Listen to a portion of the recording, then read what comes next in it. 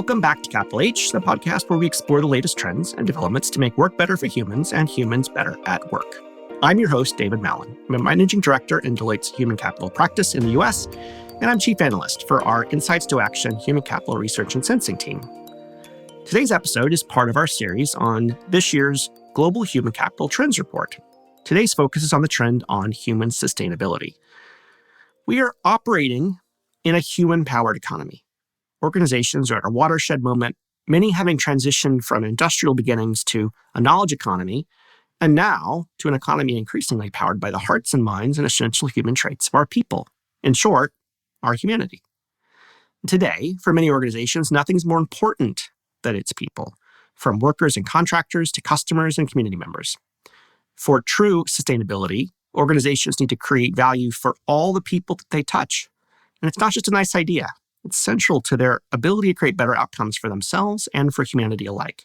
In our first segment, we'll be joined by Sue Cantrell. She's our U.S. Human Capital Eminence Leader at Deloitte Consulting, and Jason Cerrato. He's VP of Market Strategy at Eightfold.ai. And then, of course, our Leader Roundtable.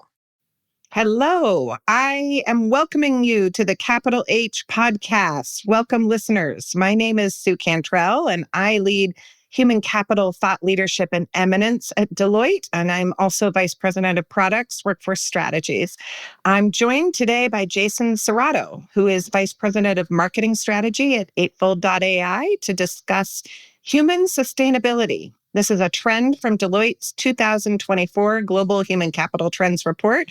Jason, welcome to the Capital H podcast. Thanks, Sue. Happy to be here and happy to join Capital H.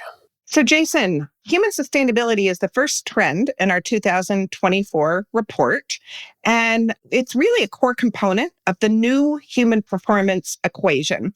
What is that human performance equation? We really define it as human and business outcomes and the multiplier effect that they can have on one another.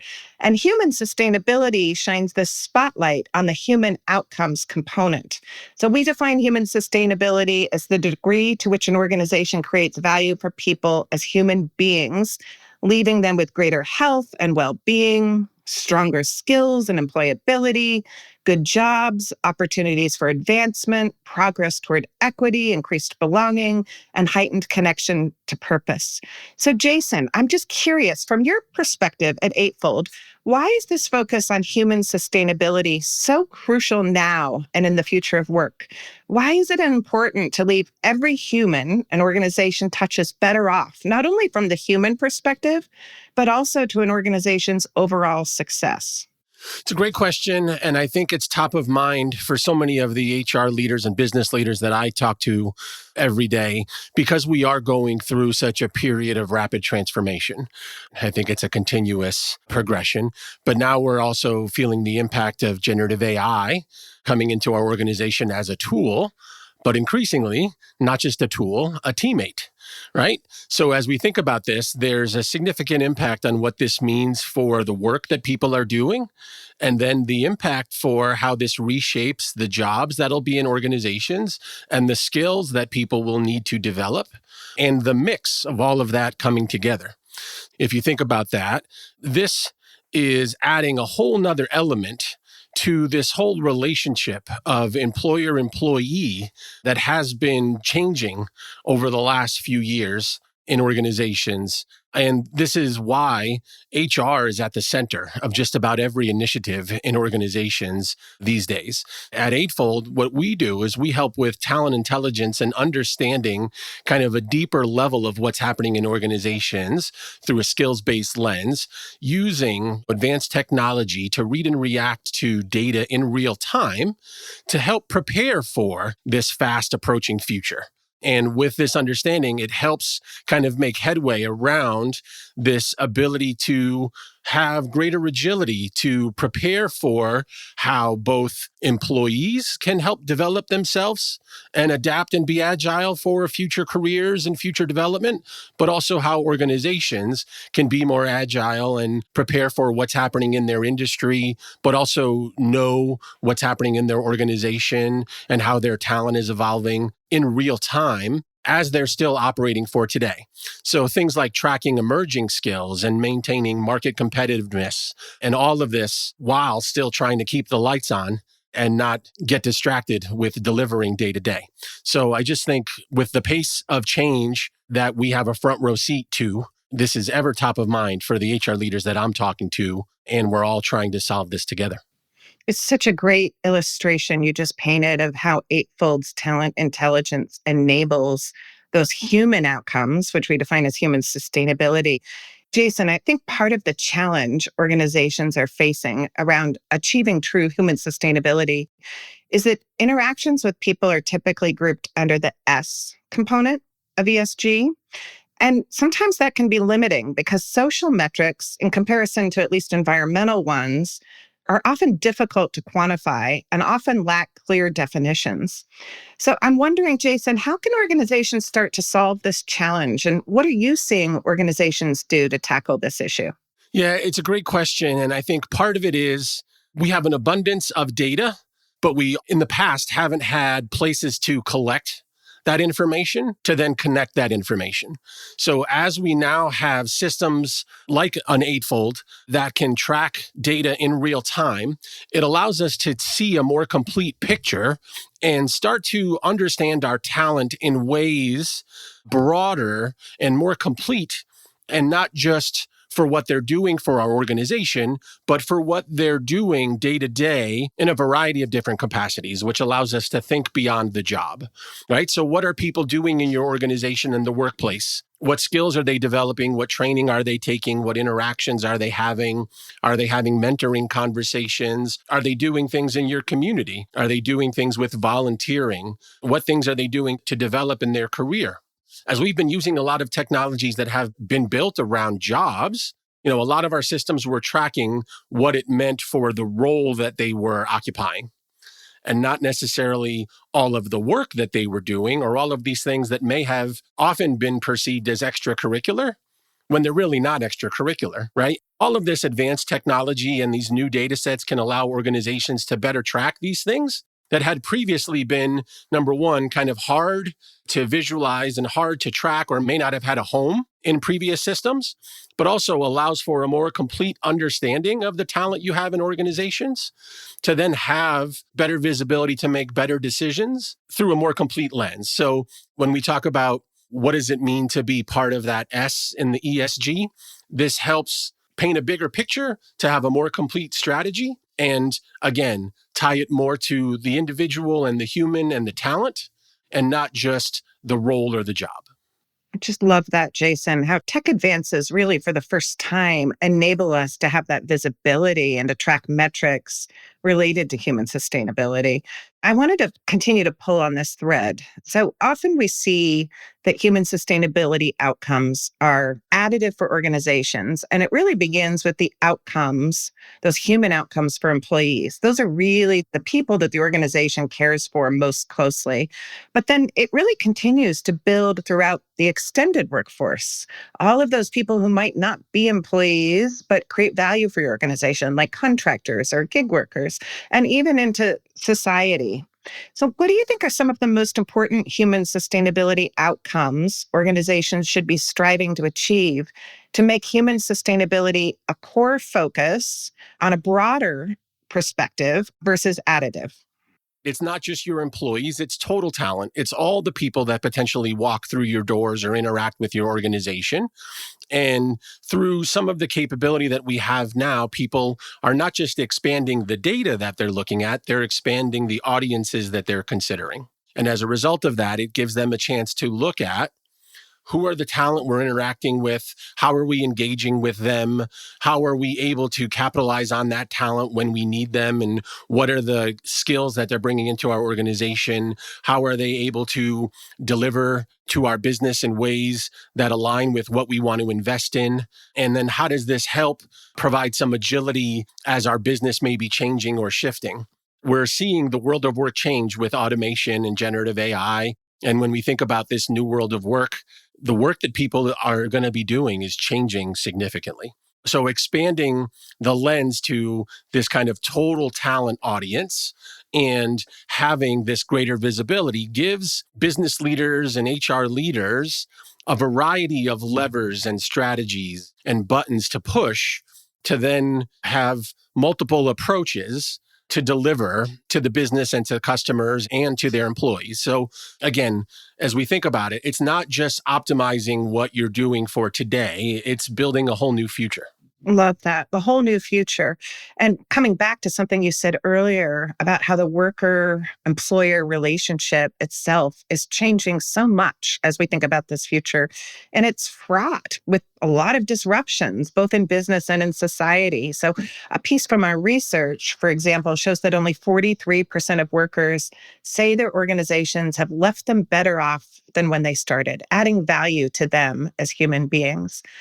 I'm wondering, Jason, what are some of the biggest current challenges to creating a stronger worker-organization relationship? And what do you think are some of the biggest worries for workers or relationships as it relates to the future of work itself? Yeah, and I think part of this speaks to having this dynamic capability to understand what's happening in real time. And the better equipped organizations are to understand what's happening to their organization and what's shaping their audiences with their talent and their workforce, the greater possibility there is for those two things to come together for the future. I grew up in an organization where there were leaders that said, I can't guarantee you employment, but I can guarantee I'll do my best to help you maintain employability, right? And I'll work to develop you. And what we're talking about now is using technology and data to try to bring those things together. So maybe your employability stays at the same employer, right? So if you think about it, dynamic talent combined with dynamic technology creates this development tech. And what's happening now is we're shifting the mindset and expanding this concept of talent management to talent enablement. And leaders are thinking, how can I enable employees versus enforcing programs or driving compliance? And I think part of this is helping address this misalignment of skills and work. There will be jobs impacted by AI and automation, but there will also be jobs created and discovered by AI. Increasingly hybrid roles that are mixing skills in new ways. And when you're using technology like ours, talent intelligence, there's the ability for employees to develop skills and see how their skills map to potential career paths. But there's also the ability for organizations to plan for future business strategies compared to what's happening in their industry. And as these two things are happening in the same environment, there's a greater likelihood that these two futures can potentially meet at the same place. Again, you have this combination of talent intelligence creating a win for both the worker and the organization. I think it really speaks to that human outcomes and business outcomes coming together to create human performance. You mentioned this misalignment of skills and actual work. How can organizations solve for this issue? What's happening that we can bring those into alignment now? I think we touched on it a little bit, but moving beyond this historical focus on the job to use technology like AI to take a closer look at how talent is moving through their organization and how work is evolving as a result. You and I have talked about the HR Trends report, and one of the pieces of the report is how work is increasingly decoupling from some of the historical benchmarks and fence posts that we've used to organize jobs and organizations. Job descriptions have always been a lag of how the work has been done. They've always been lagging data compared to leading data. But today, with the rapid pace of change, that lag is getting broader faster. Right? So if you use technology where it's more focused around the talent profile and leading data, you can understand skills and how skills map to other opportunities and how people can learn adjacent skills. And then what can I learn based on my current skills? And this opens up opportunities to include broader audiences, potentially removing barriers that may have previously been in place. So ultimately, this has other compounding effects for opportunity and equity and inclusion and diversity. So again, I think all of this is what a lot of organizations are trying to wrap their head around and put into operationalization. But it's the promise of technology. There's a lot of people that are saying we've never had technology this good in the HR space, but it also requires thinking differently, managing differently, and measuring differently, because this is built for a future that looks very different than the way we've operated historically. Yes, I just love that focus on the future should be looking at business outcomes and human outcomes together and how they multiply one another. Business outcomes like agility, you mentioned, human outcomes like equity and growth and development. So I think what you're doing at Eightfold is really helping us pave our way to that future. Jason, I want to thank you for joining me today. Any final parting thoughts you'd like to leave with our listeners? I appreciate the work that you do at Deloitte, and I love the trends report. I've read it over now a couple times. I know we've had some ongoing discussions. I really think it's important for people to come together and have these discussions because what got us here won't get us there. It's a common phrase in this space. And I think I spend a lot of time at executive roundtables and conferences and webinars, and we're building the future of work together. So appreciate the opportunity to join you on the podcast and look forward to continuing the discussion. Thank you, Jason, for your partnership in building the future of work together.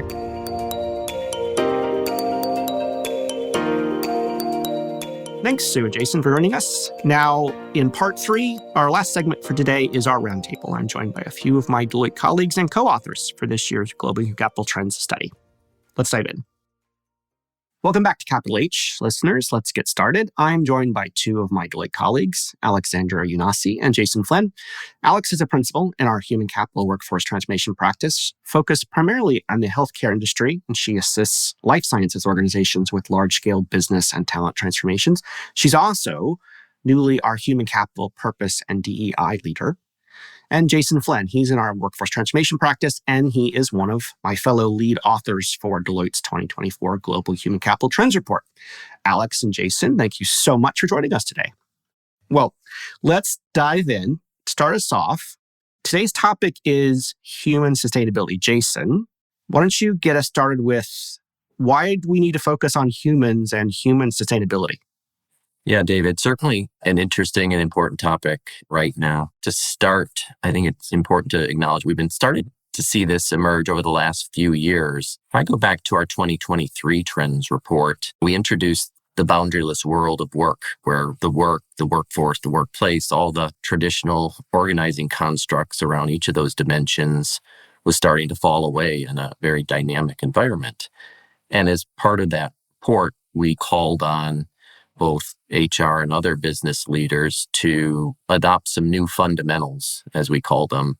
And one of those new fundamentals was basically elevating human outcomes. If you fast forward to 2024 in our report and the research we did, we certainly saw this boundaryless world just continue to accelerate, right? We've had generative AI burst onto the scene and continue to disrupt this world of work.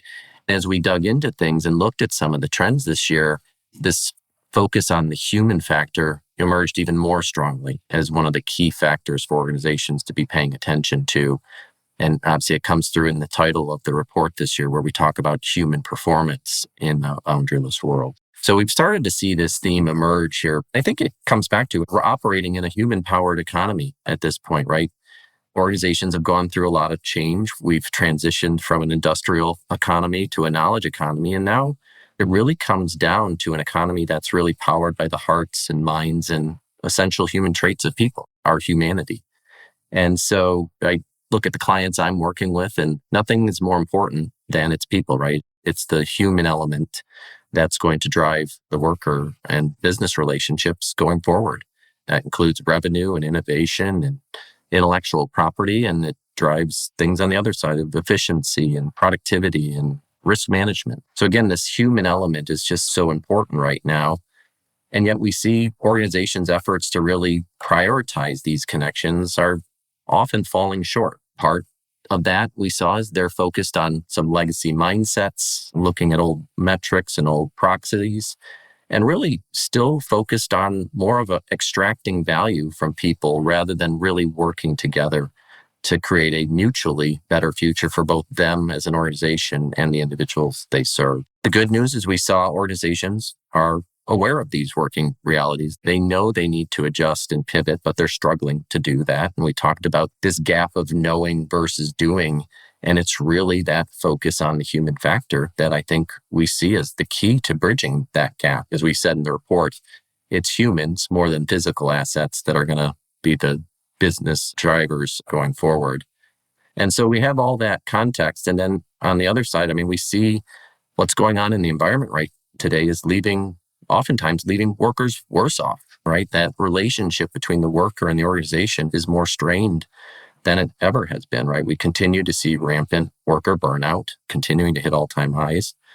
We see legitimate concerns about what does AI mean for work going forward. We have workers who are concerned about the impact on their jobs and what did that mean for them going forward. And it's forcing an ever continuous kind of evolution of the skills needed. And so again, there's more concerns with workers about long-term prospects. Where do they fit into this highly tech-enabled environment and very dynamic work environment? So there's a lot of concern out there, and we see a gap between what executives see that's going on in this space and what workers see. And nearly 90% of the executives we spoke to this year said they thought they were focusing on this idea of human outcomes, but only about 40% of the workers agreed. There's a disparity between what executives and workers are seeing and feeling, but overall, this human outcomes and this human element of work is really emerging as a key area of focus. Thanks for the context. Focusing on human outcomes makes sense. Do we have a relatively short definition for exactly what we mean by human sustainability? So first of all, it's our anchor trend this year. It sets the stage for the rest of the trends that we speak about throughout the report, and it really helps define that human outcome part of the human performance equation.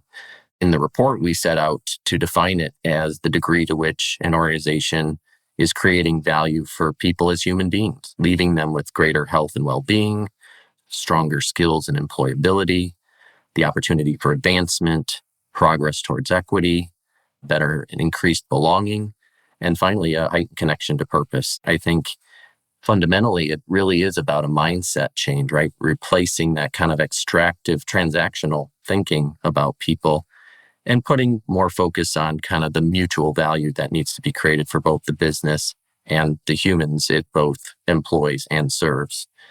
And it's really important, right? This is going to be absolutely critical going forward for organizations to really bolster their access to the workforce they need going forward, building that pipeline of talent, creating a rewarding and productive environment for work and innovation to happen, and really, I think in many respects, managing the workforce risk that all organizations see going forward. So again, I think it's a very expansive view of how we see organizations having to take care of the humans within their organizations. So definitely an expansive view and a lot about how organizations evaluate themselves and some of the things that they set out to accomplish in the world around them.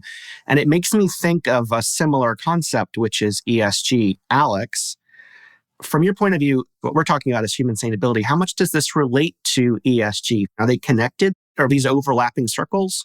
Yeah, absolutely, David. There's definitely a connection here that calls for us to really redefine the S in ESG in order to really achieve human sustainability efforts. So why is that? Well, our research is really showing that ESG is becoming increasingly unclear, unpopular, and definitely polarizing. Its attempt to encompass all facets of sustainability that can really make ESG both vague and an easy target for demagoguery.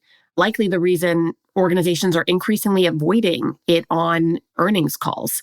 They're staying away from it. While many countries in Europe are actually setting a high bar for ESG compliance, other countries are really experiencing an ESG backlash, with investors really pulling out of ESG funds entirely. And for some organizations, ESG may be considered more of a means to an end, like a framework or, a means of classification or reporting, rather than really driving toward the end goal itself. So part of the challenge here is that interactions with people are typically grouped under the S, right? The S component of ESG, which can be limiting because of social metrics. In comparison to environmental ones, they're really difficult to quantify and often lack clear definitions. According to our research, only 19% of leaders say they have very reliable metrics for measuring the social component of ESG. And only 29% strongly agree they have a clear understanding of how to actually achieve it.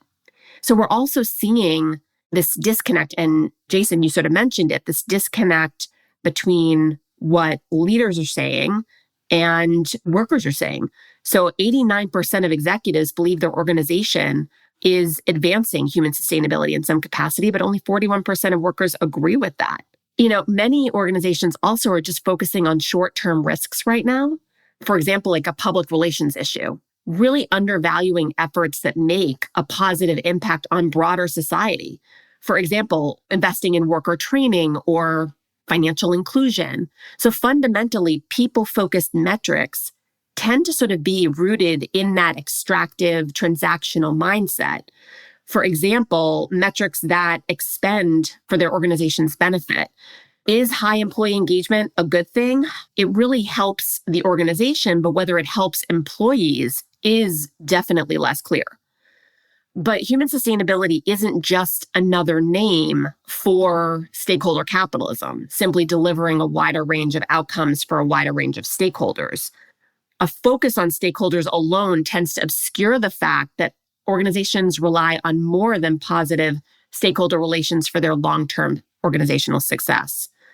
Being a stakeholder-focused organization is not the same as being a sustainable organization whose success demands long-term collaborative efforts to create shared value.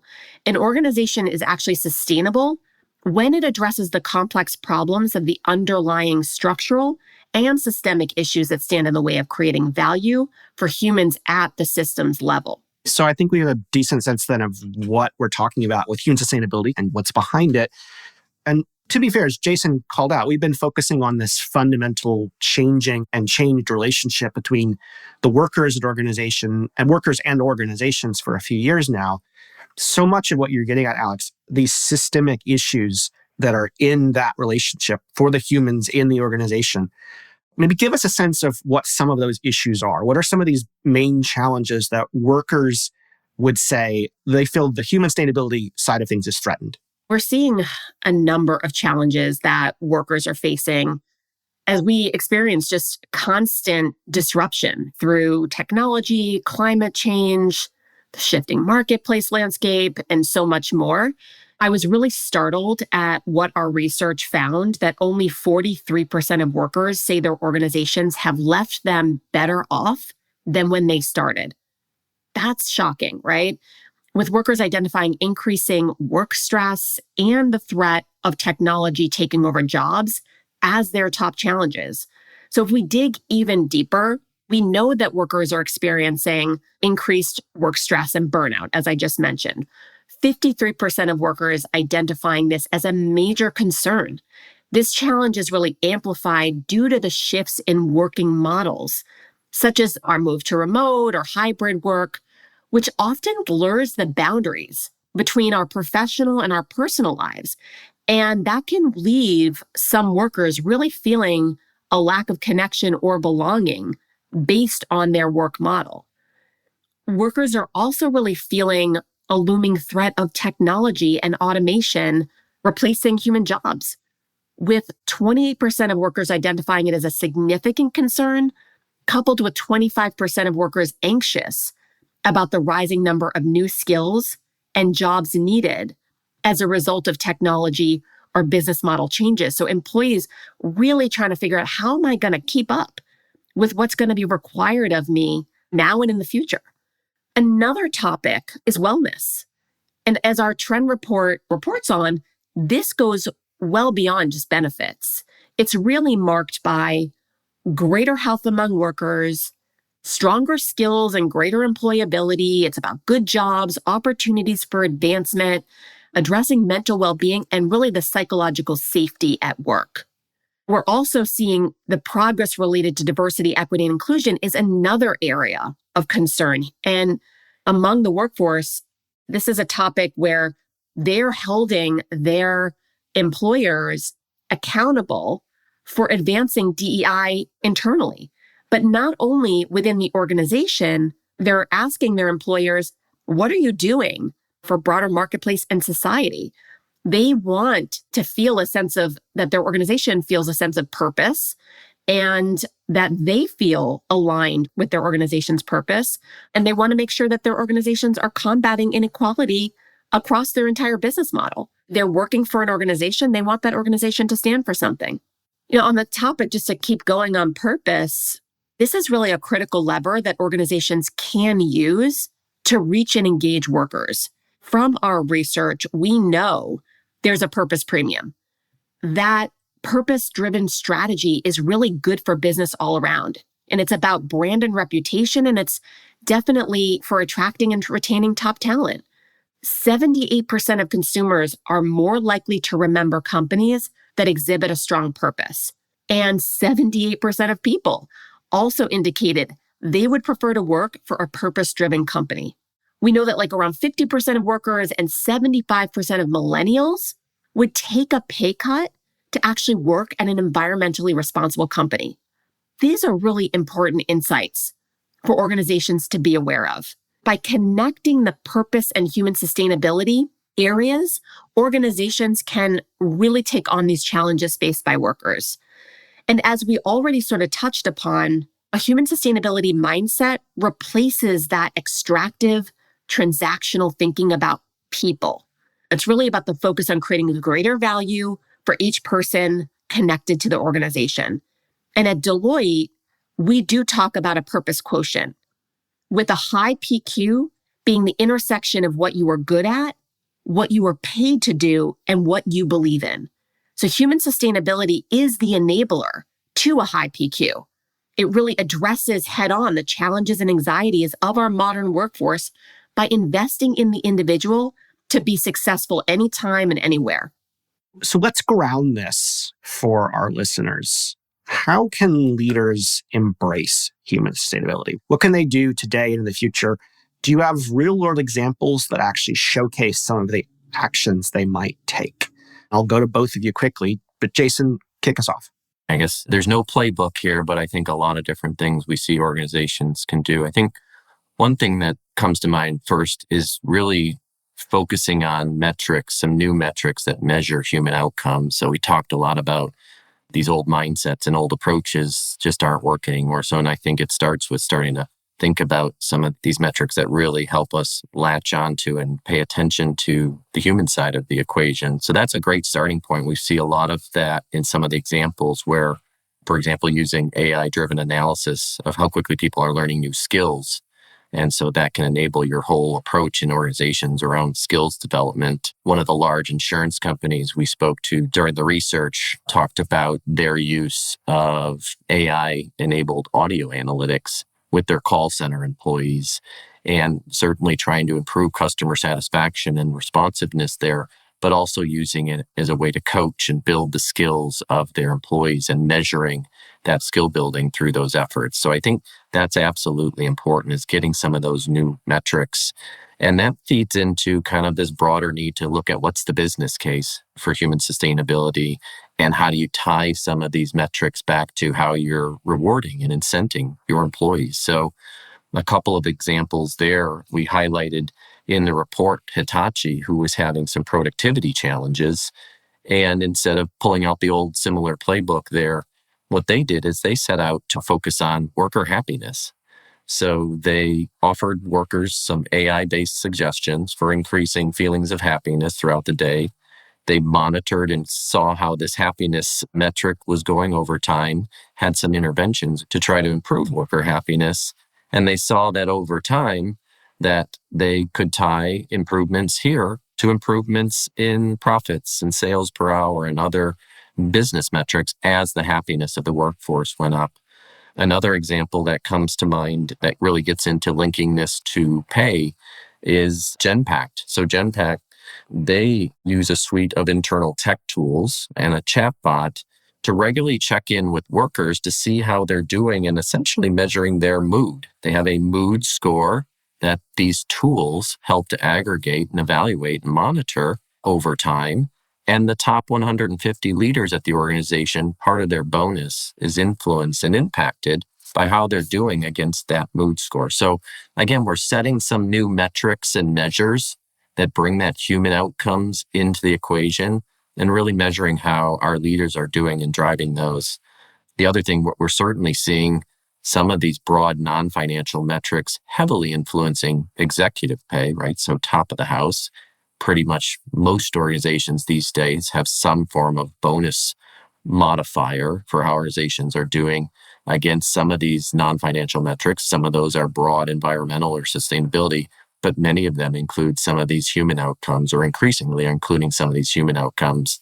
And some organizations are taking that much lower down into their workforce, such as MasterCard, who's adopted kind of a bonus program that has a modifier based on how the organization's doing against hitting some of these key non-financial metrics that are really important to the humans that work there and the humans they serve. So that's a few different examples of some things we're seeing in practice that are working.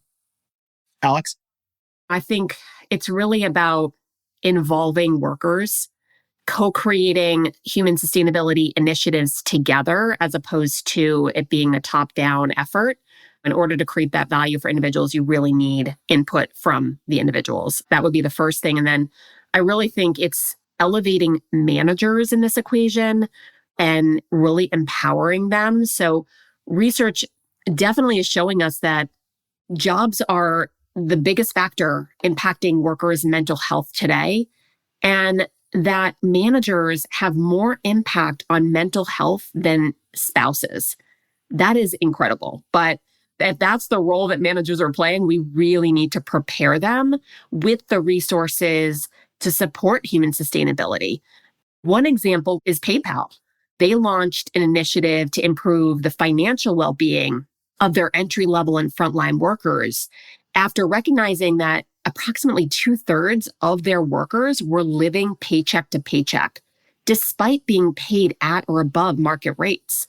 So to justify the costs of this program, they made a business case that estimated that for every 1% reduction in attrition, it would save $500,000 a year from reduced recruiting, onboarding, and training costs through improved productivity. So that's pretty incredible. Now, almost 5 years into that program, PayPal workers report far less financial stress, and the organization has reduced their absenteeism. The organization is also seeing higher capacity to meet customer needs and innovate, as well as all-time highs in employee engagement scores, productivity and retention, and in Net Promoter Scores among customers. So a really positive story with PayPal there. Yeah, definitely a positive story. What I appreciate about all these examples is that I think it strikes me that most of the activities, most of the actions on the part of these companies are actually not that terribly new. They're not that terribly different. But there's a shift in perspective, as Jason and Alex, you both have talked about this, moving away from simply viewing the workforce something to extract value out of, but instead as the humans in the organization that we also have to provide value to. And so it's that shift in perspective that sort of matters, I think, most in all those examples. Thank you very much for sharing your thoughts today and for joining us and our listeners. We're going to wrap up now, but before we go, any final parting thoughts you'd like to leave with our listeners? I'll let you, Alex, go first. I was reflecting on a recent conversation I had with an executive, and in the spirit of so much of the technology changes that we're experiencing and a lot of that fear we talked about earlier, he wanted to really prepare his workforce for any possible scenario of the future. And his greatest motivator was to prepare them for whatever may happen, whether these individuals stayed in his organization or not. He really wanted to help them build their skill sets to be transferable and to be used well beyond his organization. And he was just all about building resilience and really not viewing his investment in his people as a transaction just to deliver value to his org. That mindset shift, it was encouraging. We know human sustainability is really a long-term strategy that requires leaders to really act as stewards of human thriving. When humans thrive, businesses can thrive, and we really need to start that work now. So thank you. I love that. And it actually reminds me of a quote when we were interviewing, and obviously interviewed a number of folks during our research, one of the CHROs we spoke to, and he said, companies cannot offer you employment forever, but they should make you employable forever. So that mindset of really taking that broad view of taking care of the humans in the workforce, I think really resonates with me. This is a long-term play. This is about a mindset shift. I think, as you said, David, it's not about doing anything necessarily revolutionary. If we can just put business outcomes and human outcomes together and start to focus on and measure the results of both of those things together, again, we're really seeing there's an incredible uplift to be had. If we can prioritize those two things together, it doesn't have to take wide or these broad new programs. A lot of it can be done with some simple tweaks and getting teams and managers to really recognize and have this human sustainability mindset. So I think there's a lot of work to do, but a lot can be done without too much investment. We'll leave it there. Thank you both. Thanks, David.